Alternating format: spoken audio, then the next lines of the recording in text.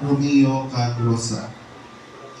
Siya orihinal nga halin sa Midsayap, Cotabato kung sa diin siya natawo kag nagdako sa una nga bahin sa iya kabuhi. Sa uligi nagbalin ang ila pamilya sa Baguer, Pigkawayan.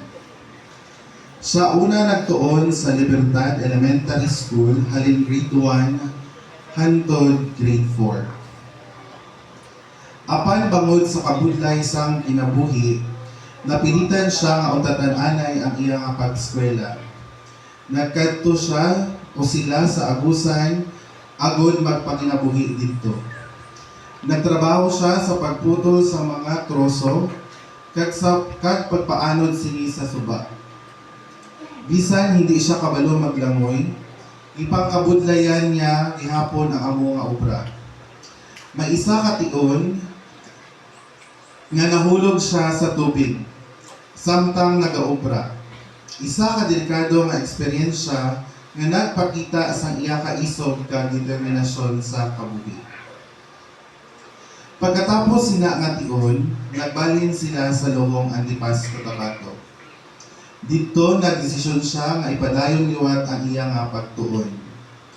Ginpadayon niya ang iya elementarya sa Linaw Elementary School kung sa diin niya natapos ang grade 5 kag grade 6. Natapos siya sa elementarya sa Linaw Elementary School, Linaw, Cotabato, nga amo ang nagbukas ng iya dalan sa pagtuon kag sa iya nga handom sa kinabuhi. Ang iya mga naagyan sa kabuhi nagpakita sa iya pagkamabinakod kag kabaskog sang buot. Bisan pa sa mga pagsulay kag kakulangan, wala siya nagundang sa pagtimuha nga mapauswag ang iya kaugalingon kag kabuhi.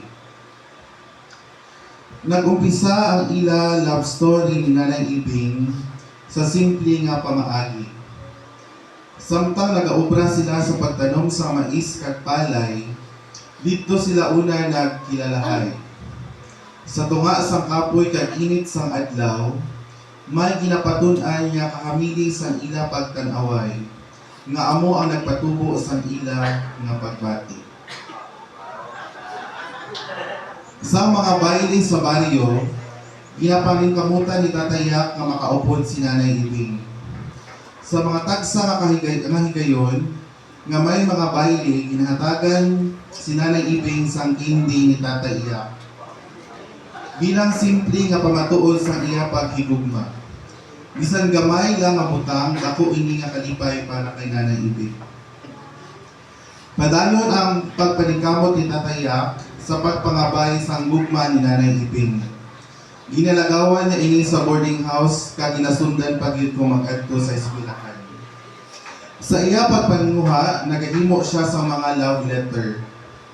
Sa tanan nga love letter nga iya nahatag, isa lang ang nadawat niya nga response halin kay Mamang Ibing.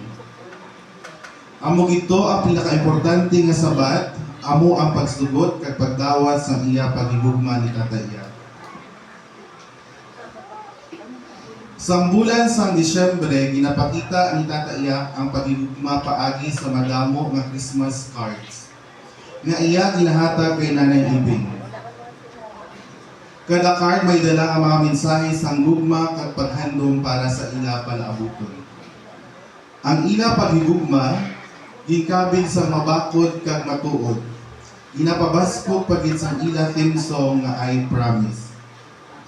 Ini nga kanta amo ang nagasentro sa ila saad sa isa kag isa. Nga magpadayon sila sa paghigugma bisan ano pa ang mga pagsulay nga maabot sa ila kinabuhi. Nakilala niya ang iya asawa nga si Cecilia o Escopalaw sa Lohong Antipas, Cotabato. Ang ila pagkilala nagtubo sa isa ka matuod nga paghigugma, tugtog nga nagpakasal sila sa Disyembre 23, 1974.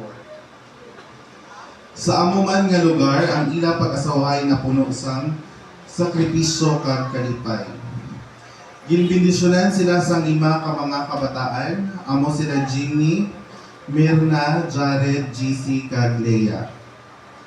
Ang iya pamilya naging sentro sa iya kabuhi kag inspirasyon sa tanan niya nga ginahimo.